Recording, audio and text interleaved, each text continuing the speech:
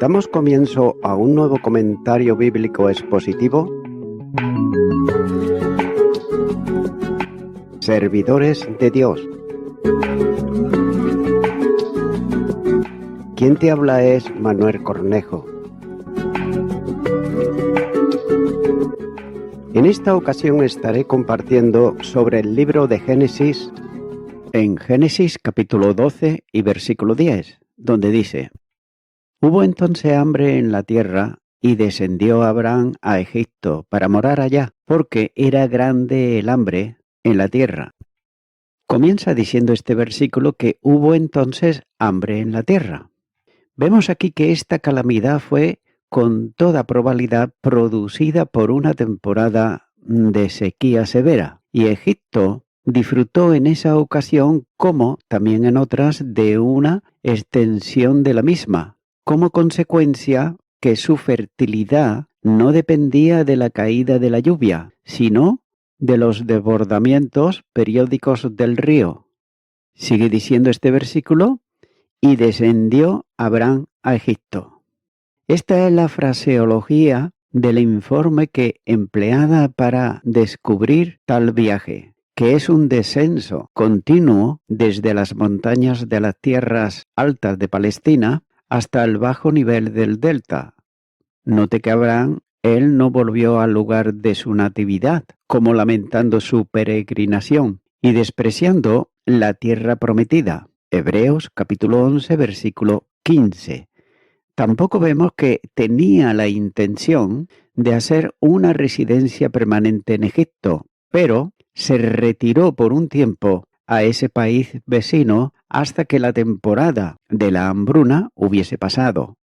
Aunque la distancia de Egipto a Canaán era comparativamente corta, las condiciones, sin embargo, de las que dependían las cosechas de los dos países eran, como se ha dicho, muy diferentes, ya que la falta de lluvia que destruyó los cultivos, y en el segundo lugar vemos sin afectar en absoluto a los del primero, y solo se cultivaron parches de tierra en Canaán, mientras que en Egipto la agricultura era la primera, y solo se cultivaban parches de tierra en Canaán, mientras que en Egipto la agricultura se practicaba de forma sistemática y extensiva.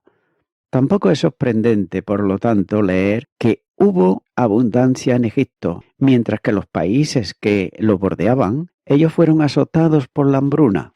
Por tanto, en consecuencia, es natural encontrar a Abraham en sus necesidades como su hijo. Génesis capítulo 26, versículo 2. Y también de su nieto, como nos señala Génesis capítulo 42 y versículo 2. Entonces, bajo una presión similar, buscando a Egipto los medios del sustento. Entonces notamos que tan pronto ese país, que era Egipto, se había convertido en el granero del mundo antiguo. Y en esa temporada, note que no había tráfico regular entre Egipto y Palestina, y por lo tanto la necesidad era de Abraham de trasladarse él a la tierra del Nilo. Pero un gran avance en las relaciones internacionales había tenido lugar cuando la familia de Jacob se vio obligada por una presión similar de escasez también a solicitar alivio en Egipto, como señala Génesis capítulo 41, versículo 57 y Génesis capítulo 47, versículo 27. Continúa ahora con el versículo 11, donde dice: Y aconteció que cuando estaba para entrar en Egipto, dijo a Sarai su mujer: He aquí, ahora conozco que eres mujer de hermoso aspecto. El hecho de que Abraham no confiara en Dios y tuviera miedo de morir de hambre fue una triste decisión en la vida del patriarca. Nótese que Abraham había confiado en Jehová cuando subió de su tierra y llegó a Canaán, ya que él demostró esa confianza al construir un altar para adorar y proclamar el nombre de su Dios entre los paganos de aquella tierra. Por tanto, Abraham había dado un ejemplo maravilloso de la fe en Jehová, pero sin embargo ahora había perdido ese punto culminante que había manifestado anteriormente, ya que el texto dice que cuando estaba para entrar en Egipto, es decir, aún no había llegado, sino que estaba cerca de Egipto. Y en ese momento Abraham le recordó a Sarai su esposa algo que seguramente ellos ya habían acordado. En cualquier momento en que su vida peligrase, entonces ella debería de decir que era hermana de Abraham. Génesis capítulo 20, versículo 2. En realidad, Sarai era media hermana de Abraham, pero de todos modos, el patriarca apeló a la mentira para salvar su vida. Sin duda que Sarai había conservado su belleza, a pesar de ser una mujer de 75 años, y los egipcios quisieron tomarla para su harén. En aquella ocasión, Abraham apeló a la convivencia. Y nótese, por otro lado, que muchas veces la convivencia es enemiga de la fe, y Abraham cayó en la trampa del pícaro, ya que en lugar de confiar en Dios y quedarse en la tierra, Abraham salió de la tierra. Pasó por alto que la tierra era el lugar de bendición y un pecado condujo a otro pecado. Y ahora el patriarca confiará en su astucia y lo hará para escapar de la esperada aptitud de los egipcios por la llegada de aquel forastero de Canaán con su hermosa esposa. Continuará con los versículos 12 y 13, donde dice: Y cuando te vean los egipcios, dirán, su mujer es, y me matarán a mí, y a ti te reservarán la vida. Ahora pues, di que eres mi hermana, para que me vaya bien por causa tuya, y viva mi alma por causa de ti. Abraham está aquí presentando a Sarai una simple proposición, ya que el patriarca sabía que los egipcios eran crueles y también inmorales, y no esperaba, por tanto, que ellos respetasen sus derechos civiles, ya que la poligamia y la promiscuidad sexual abundaban entre aquellos descendientes de Can. Por tanto, las mujeres hermosas como Sarai, que se encontraban en un país extranjero como era Egipto, eran buscadas y también codiciadas por los nativos. Además, si una mujer era deseada como esposa, se consideraba necesario eliminar al esposo antes de tomarla por mujer. De modo que los temores de Abraham estaban sobradamente fundamentados. Por lo tanto, para salvar la vida, Abraham diseñó aquella trama que le propuso a Sarai cuando se acercaban a Egipto. Y esta fue la oferta. Escúchame, sé que eres hermosa, y cuando los egipcios te vean, dirán, es su esposa, y me matarán, y dejarán que tú vivas. Por favor, di que eres mi hermana, para que me vaya bien por tu causa, y para que yo viva por causa de ti. Notamos aquí las palabras de Abraham que eran media verdad, porque realmente Sarai era media hermana de Abraham. Pero él, sin embargo, sabía que estaba diciendo una mentira en aquel momento. Abraham nunca cayó tan bajo como en aquella ocasión, con la excepción de cuando posteriormente repitió el mismo pecado, en Génesis capítulo 20 y los versículos 1 al 18. Y note que espiritualmente hablando, lo ocurrido era un claro ejemplo de la incapacidad de aplicar la fe en las circunstancias reales de la vida. Y eso es lo que ocurrió al padre de la fe. En aquel momento clave de su vida, no supo él aplicar el principio de la fe a su propia vida. Téngase en cuenta que cuando confiamos en nuestras propias capacidades en vez de confiar en Dios, vienen las dudas y también los vaivenes en nuestras vidas, que solo pueden ser eliminadas mediante la confesión del pecado y la corrección.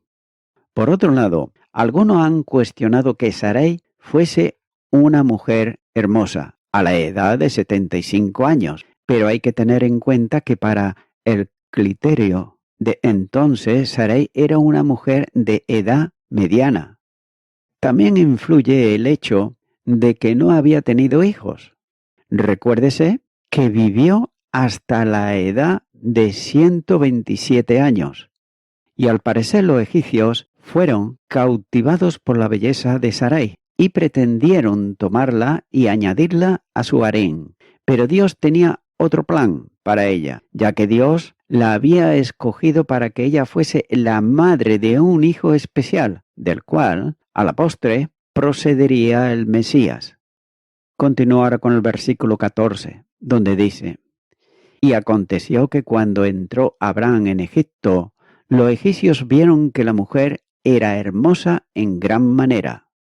De los monumentos de ese país se desprende que en el momento de la visita de Abraham a Egipto existía una monarquía durante varios siglos, ya que la sede del gobierno estaba en el delta, la parte más septentrional del país, el mismo lugar donde Abraham seguramente debía de haber llegado.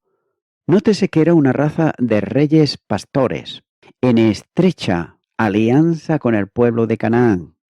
El monarca se distinguió por el nombre de Faraón, que como Ptolomeo en tiempos posteriores, César en la antigua Roma y Zar en la Rusia moderna, continuó siendo el nombre titular de los reyes egipcios hasta la conquista del país por Alejandro Magno.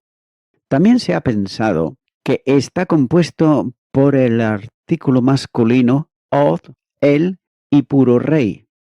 Pero hay quien opina que se deriva de Rab, el sol, los nombres de los primeros reyes de Egipto que consisten siempre en el nombre del sol, con la adición general de algún epíteto calificador. También algunos piensan que el soberano reinante durante la visita de Abraham fue el faraón Aptoes, porque, según Josefo, los egipcios, cuando Abraham llegó, estaban divididos en facciones por diferencias religiosas, que él, por su sabiduría y piedad, ayudó a componer, y Osbur dice, por otro lado, que esto debe de haber sido el reinado del faraón Apsiso, ya que hay una fuerte coincidencia entre el estado de cosas en Egipto escrito en ese pasaje de Josefo y lo que encontramos que realmente prevaleció en la época de Abraham, cuando la nación fue dividida en partes opuestas y contendientes por una guerra religiosa, principalmente en la frontera oriental del delta, donde se encontraban las ciudades de los primeros colonos y que Abraham debe de haber cruzado para entrar a Egipto desde Canaán. Dado que todavía hay muchas incertidumbres sobre el tema de la cronología egipcia, Poole y otros, sin aventurarse a fijar la fecha precisa, se contentan con decir que Abraham entró en Egipto en el reinado de uno de los Ulsos, o reyes pastores, que tenían una estrecha conexión con Canaán. Se puede agregar que el hecho implícito en la narrativa sagrada de que había comunidad establecida y organizada entonces en Egipto bajo el gobierno monárquico, ya que se ilustra con la declaración de Josefo que Menes, el protosoberano que fundó Menfi, vivió muchos años antes que Abraham.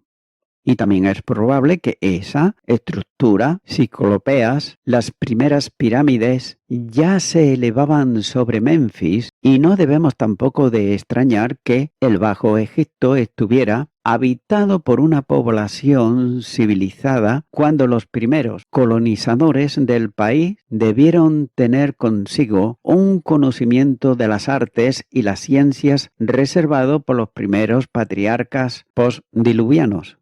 Continuar con el versículo 15, donde dice: También la vieron los príncipes de Faraón y la alabaron delante de él, y fue llevada la mujer a casa de Faraón.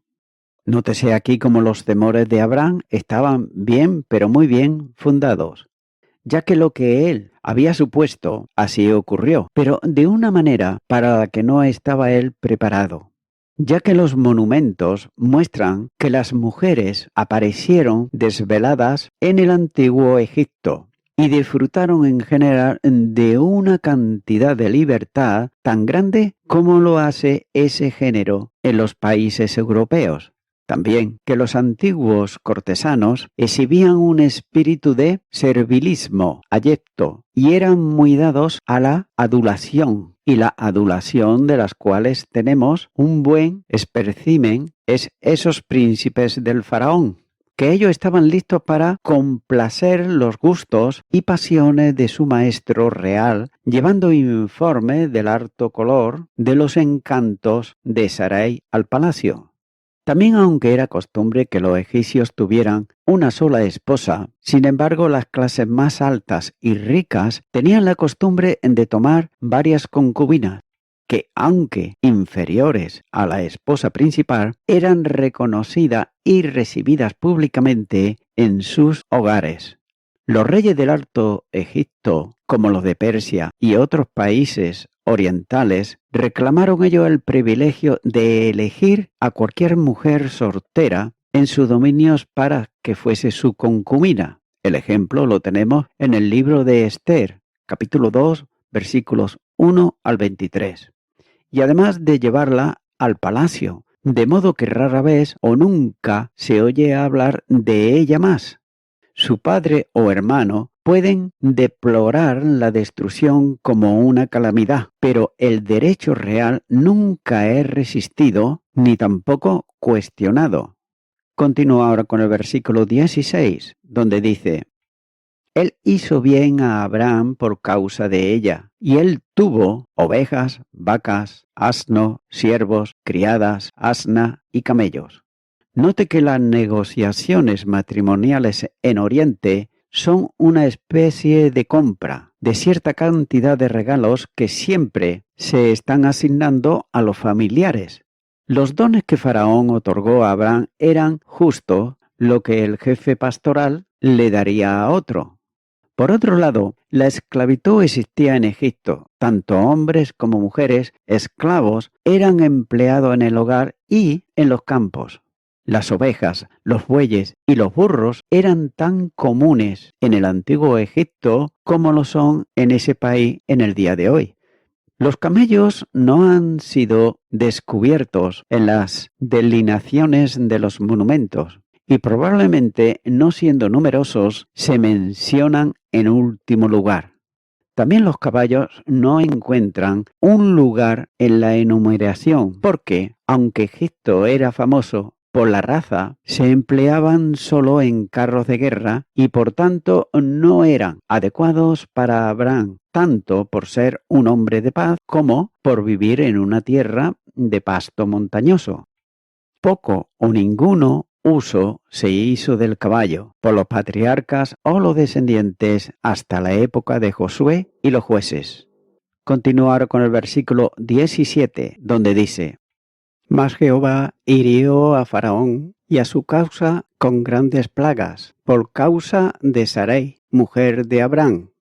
A pesar del pecado del hombre, Dios realizará su propósito y por lo tanto la casa del faraón y el mismo faraón son golpeados por plagas.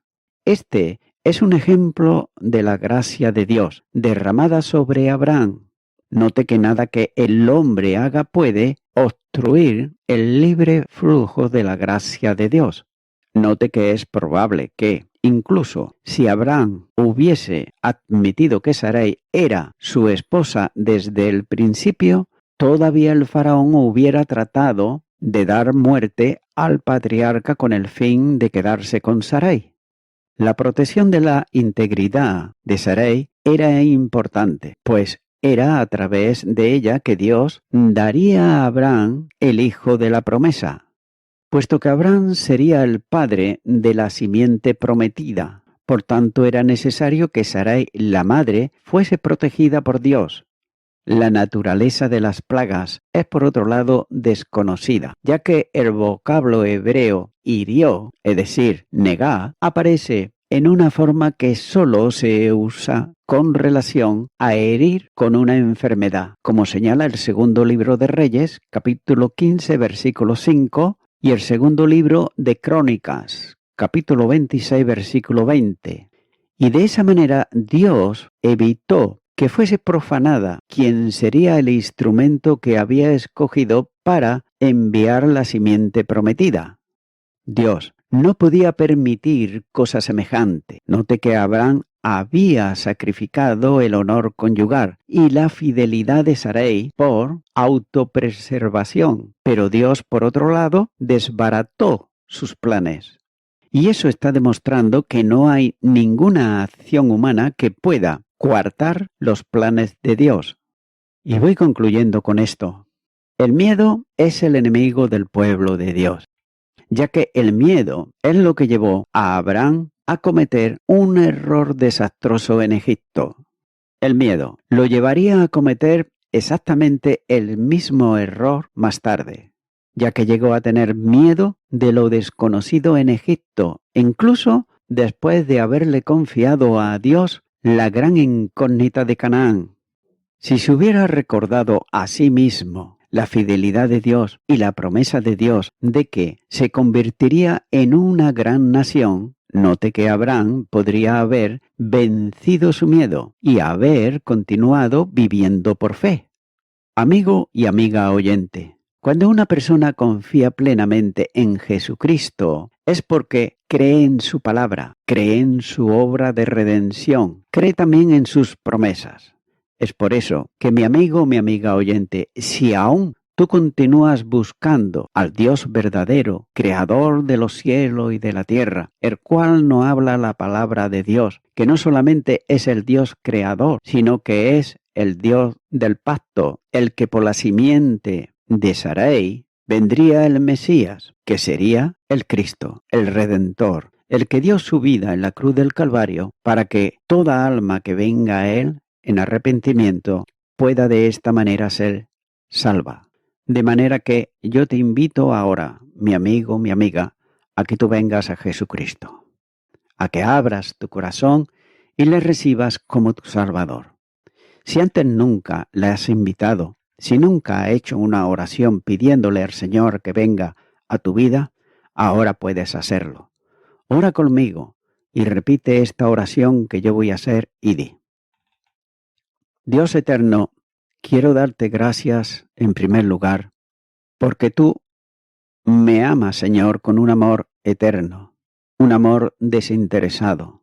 Pero quiero pedirte también perdón por haber desobedecido y haber pecado en contra de ti.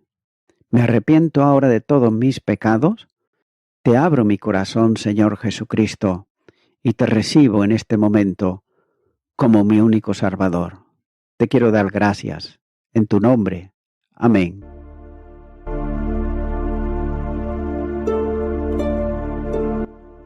Amigo y amiga oyente, si tú has hecho esta oración de corazón, te recomiendo que comiences a orar a Dios, en primer lugar, en el nombre del Señor Jesucristo.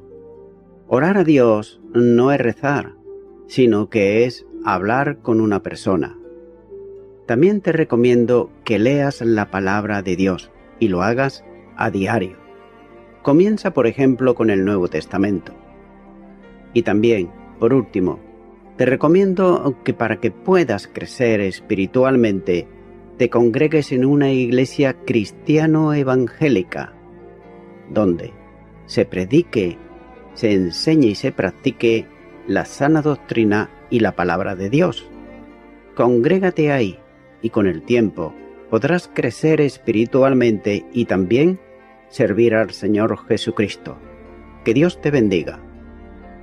Y a toda la audiencia, nuevamente ya me estoy despidiendo de todos ustedes y será hasta el próximo programa. Que Dios os bendiga a todos.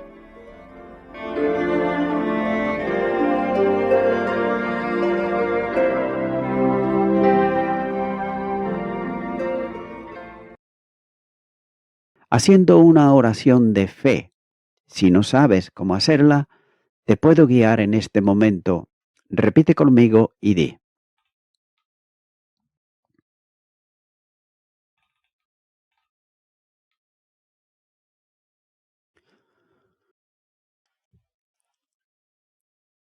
Señor Jesús, te confieso que muchas veces he caído en tentaciones, en cosas malas, que luego me he arrepentido, me he sentido mal.